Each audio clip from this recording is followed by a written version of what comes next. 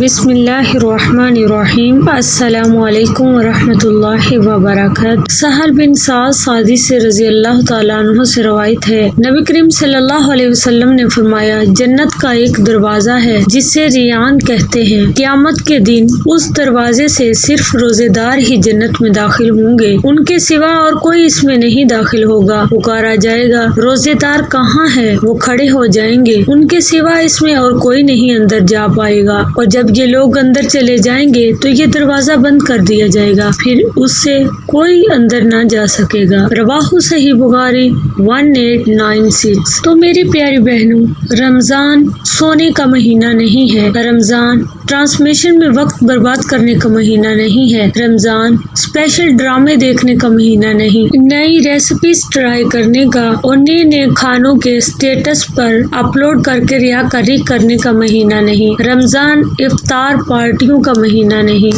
عید کے لیے شاپنگ میں پورا دن برباد کرنے کا مہینہ نہیں، رمضان سے پہلے شاپنگ کر لے۔ رمضان تو سال بھر کے گناہوں کی بخشش کا مہینہ ہے، اپنے رب کے قریب ہو جانے کا مہینہ ہے، قرآن کا مہینہ ہے، دعاؤں کی قبولیت کا مہینہ ہے۔ یہ نہ ہو کہ اگلے سال رمضان تو آئے مگر ہم نہ ہوں۔ ہمارے کتنے تھے جو پچھلے سال سحری افطاری میں ہمارے ساتھ تھے مگر اب نہیں ہیں، اس لیے اپنی عبادات کو زیادہ کریں، قرآن کی تلاوت استغفار کثرت سے کریں، نمازوں میں اپنی سستی کو دور اور نوافل اور رات کے قیام کی پابندی کریں۔ یہ نہ ہو یہ رحمت والا مہینہ گزر جائے اور ہم نیکیوں سے محروم رہ جائیں۔ ہم سمجھتے ہیں رمضان مہمان ہے مگر مہمان تو ہم ہیں، اس لیے اپنی فضولیات کو ختم کریں اور اپنے رب کو منا لیں اور پوری امت مسلمہ کو اپنی دعاؤں میں یاد رکھیں۔ کیا آپ نے رمضان مبارک کی ساعات سے بھرپور فائدہ اٹھانے کے لیے نظام اوقات بنا لیا ہے؟ اگر نہیں تو آج ہی بنا لیجئے۔ روزہ، تراویح، قرآن پاک کی تلاوت، فرض نماز با جماعت، نوافل، تہجد، اشراق، صلاۃ التسبیح وغیرہ، ذکر و اذکار اللہ تعالیٰ کے، تسبیح، تکبیر، تحمید، تہلیل، درود و سلام وغیرہ، مالی عبادات، صدقہ خیرات وغیرہ۔ اللہ تعالیٰ سے دعا ہے اللہ تعالیٰ ہم سب کو رمضان مبارک کی قدر کرنے کی توفیق عطا فرمائے،